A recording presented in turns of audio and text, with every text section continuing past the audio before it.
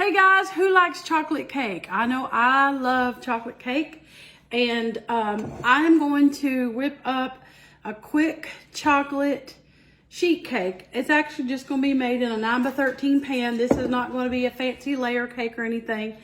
This is just a 9x13 pan. See, it says the Jones family. That's my old go-to pan, but this one is like, or sometimes you just want a quick cake, and this is perfect for Thanksgiving or Christmas, perfect for taking to parties or anything. When you don't want to fix a cake and layer a cake and frost it and fool with doing all that. And I love to bake, and I love doing layer cakes, and sometimes you just want to whip up a good quick cake for a dessert or something. And this is going to be with a cake mix. So what I'm going to show you is how to doctor up a cake mix. Now, I love a good homemade scratch cake just as much as the other gals do, but or anybody does, not just gals. I love a good scratch cake, homemade scratch cake, but they can be work and they can be a little expensive with all the ingredients. Now, chocolate is one of my favorites, but I want to show you guys. I bake a lot. I've made a lot of specialty cakes for people. I've made groom's cakes, birthday cakes, and that kind of stuff. I've always baked, but to keep costs down, whenever I'm baking, usually I will do a cake mix, and I just doctor it up. Now, this is a chocolate cake mix. This is just a regular dark chocolate cake mix. I don't know. I usually buy Duncan Hines. This one has been sealed up. My husband sealed it up. He buys them. Sometimes if they're on sale, I get them. And I don't want them to get old. So we just seal them up just to keep them from getting old. So this is just a regular dark chocolate cake mix. And I'm just going to break it up here a little bit. Now, I would sift that. If I could have found my sifter. I usually always sift a cake mix, okay? But I'm just using my whisk. That'll work just as good.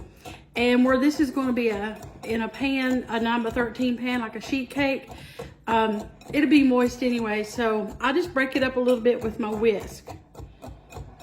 Okay?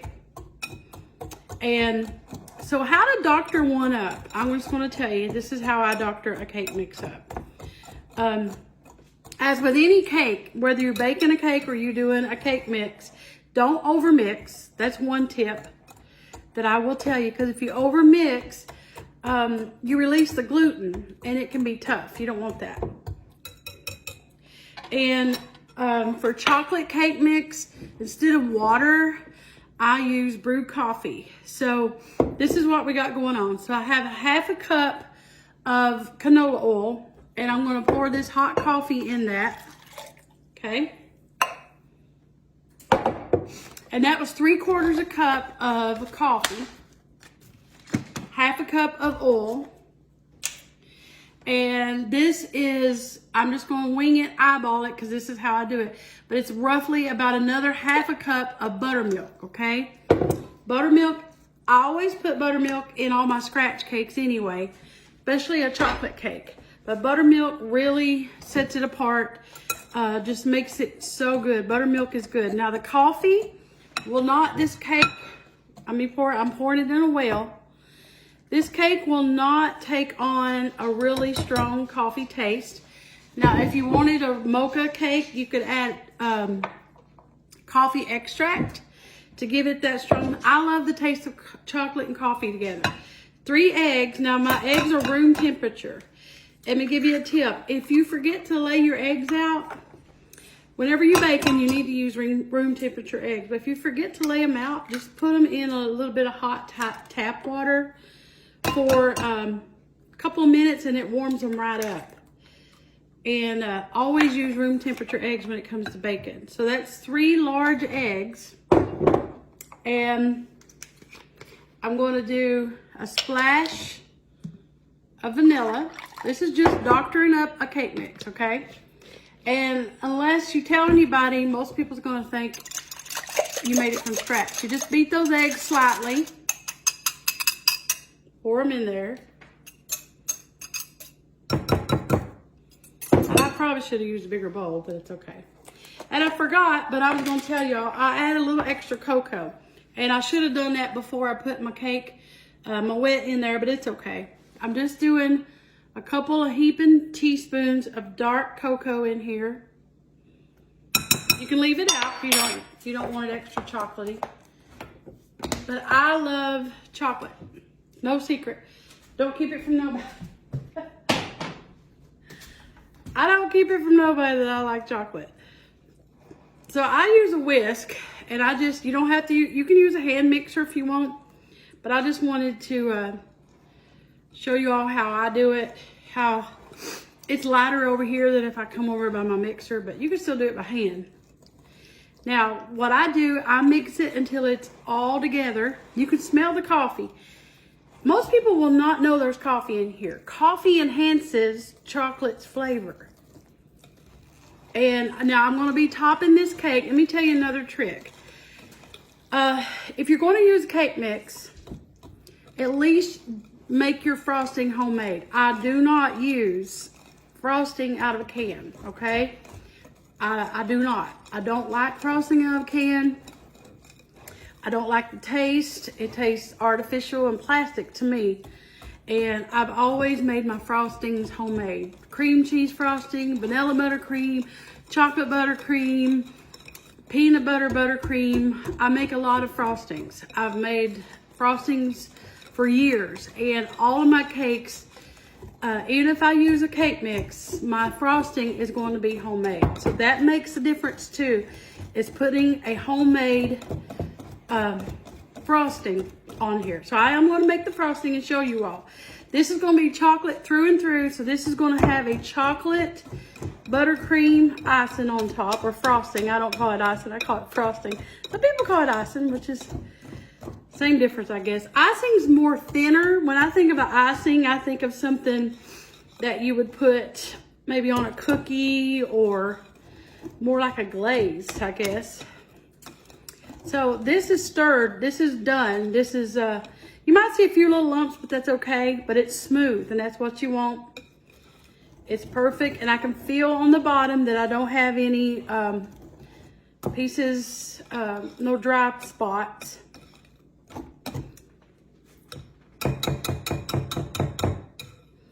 So now, what I'm going to do is, now this goes in the oven at 350. And another trick, don't overbake it. Now, chocolate cake can burn really quick on the bottom. And I love chocolate cake, but I don't like a burnt chocolate cake. It won't taste good. If it burns on the bottom, it just takes on that burnt taste. Spray it good. It's going to go in the oven. My oven's preheated to 350. And you're going to leave it in there. I always make a mess. My kitchen's always a mess when I cook. You're going to bake it probably no more than 30 minutes. Keep an eye on it. For me, I keep an eye on it. And you're going to check it. After about 20 minutes, look at it. And if it's not jiggly, take you a toothpick or a skewer or something and stick in the middle of it. And if it comes out clean, get it out. Don't overcook it. Don't overbake it. You bake a cake. And because if you overbake it, you risk it being dry. Okay?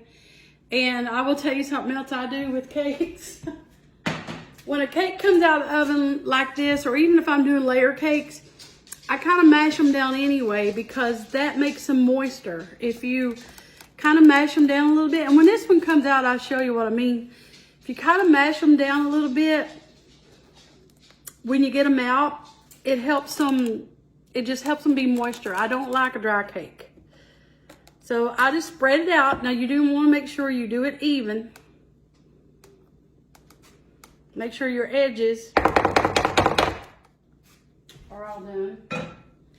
And just, whenever you're baking, make sure you tap your cakes.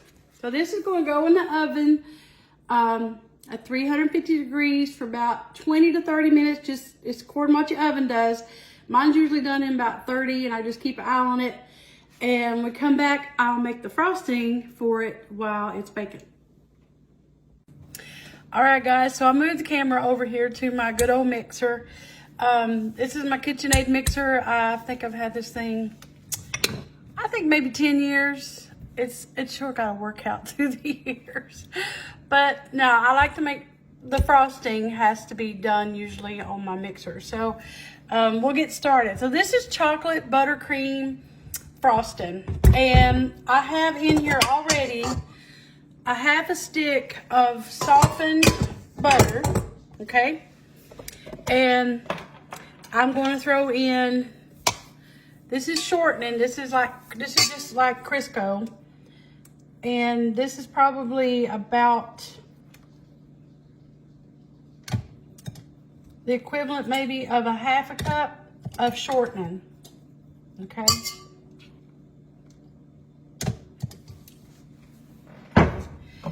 And you're going to just whip this up. You gotta cream it.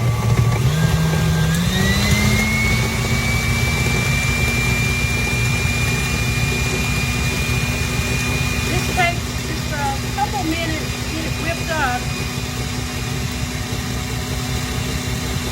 So I'm gonna let it go for about 5 minutes and then I'll come back. All right, so we're back. If you can see, that is fluffy. That's what you want. So now we're going to add in, this is where you add in your powdered sugar and your cocoa. So this calls for dark cocoa powder and powdered sugar. So what I do, I put my powdered sugar in first.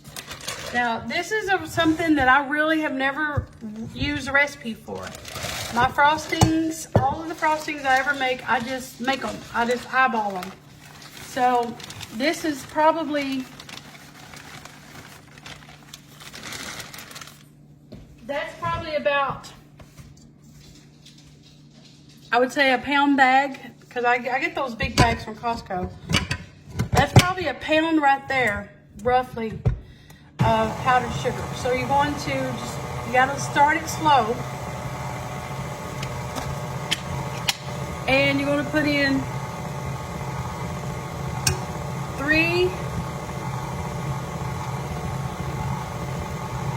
heaping spoonfuls of your cocoa powder.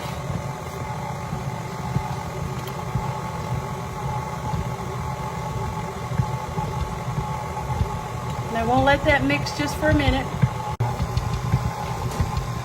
So now you're going to drizzle in, this is half and half.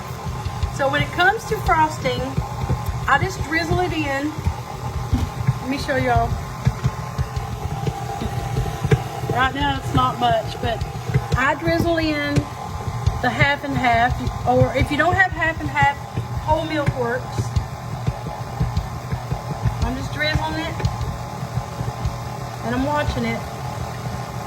Now, if you get it too thin, you can always add a little more powdered sugar to it. It's kind of, you know, really, you can't really fail at it if you just do, put in what I'm putting in.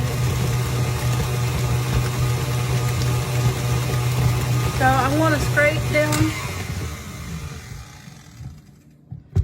See how dark it is? It's so good. I'm going to scrape down the sides.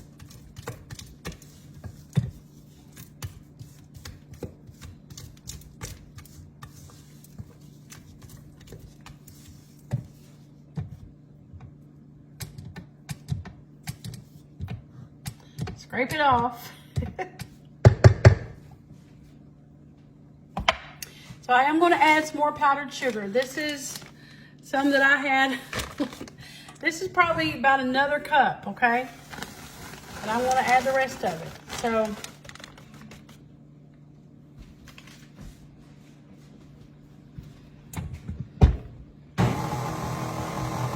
just going to let it come together. And if it looks like it's going to be too dry, I'll drizzle in some more half and half.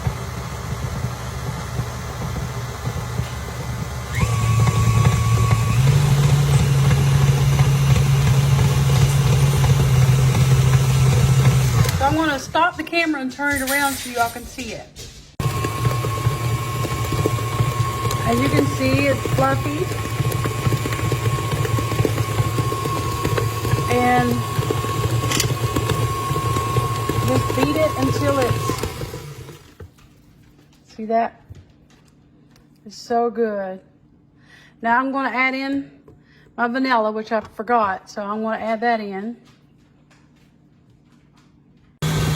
So it's done.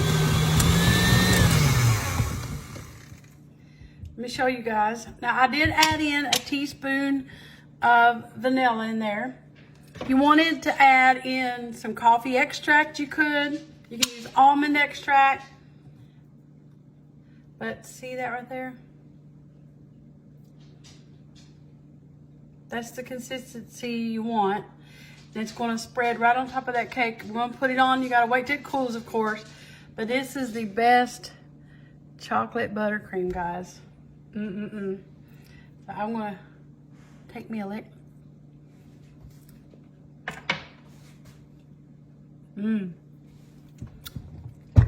Yummy. Okay, the cake is done. And it only took it about 25 minutes. No jiggles. And this is what I do. I just take my spatula and just, since it's a sheet cake, I want to make sure it's moist. I just press mine down in the pan because I don't want it to be dry. And that's what I do for these kinds of cakes. So it'll take it probably about an hour, hour and a half to completely cool, maybe 2 hours. Just as long as don't frost it until, what I do, I just pick up the pan and on the bottom, if the bottom is still warm at all, I'll wait until it's completely cool and then it'll be ready to frost. All right, the cake is cool and it's time to frost it. So this is how I like to frost this kind of cake. Whenever you're putting your frosting on, just put it in dollops all over. Now when we eat cake, we like a lot of frosting. So this is a good, generous layer of frosting. I don't like a cake with not much frosting. I like a good amount. So what I do is spread it out like that, then take a little offset spatula kind of thing and just spread it out. That way you won't tear up your cake.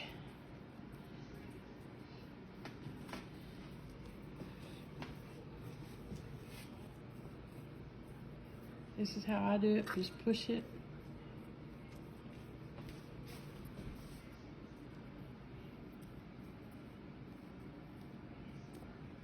All the way to the edges.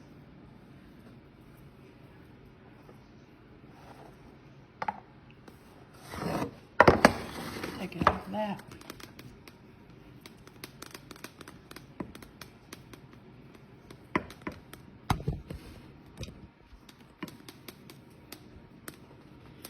Just push it all the way to the edge. Make sure you seal it. Now this cake can be, instead of the coffee, you can use water. You can use Coke, like have a Coca-Cola cake. Coke is good. A cherry Coke, Dr. Pepper. I did coffee, which I love the coffee. Or you can just do water. So, and I just always like to make my cakes look pretty and just do some swirls.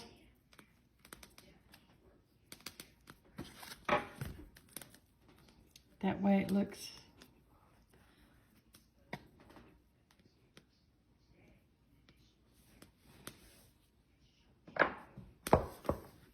and there you go.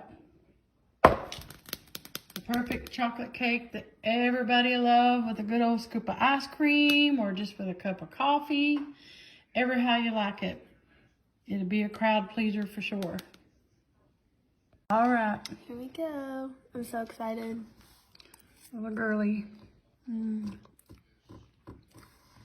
Having her chocolate cake. Be good with a good old glass of milk. Scoop of ice cream. Yeah. Ever how You you guys wanna are do it. so good. Just plain and simple. Now, would you know the coffee was in there? You could taste the coffee, just a little, but it don't really have a coffee taste. It just makes the. What do you think? I mean, I only know it's coffee because I know you do it. Yeah. Otherwise, I would just think you put like, I don't know. It's just super chocolatey. Yeah. Yeah. Coffee does enhance the. Turn it around a little bit there. See how dark it is and good and moist. It's not dry. Yeah, it's so really you don't moist. want dry cake. So All good. right, guys, that's a simple chocolate cake. Thank you for watching Mountain Cooking with Missy. There's nothing fancy, Just good eating. just good eating.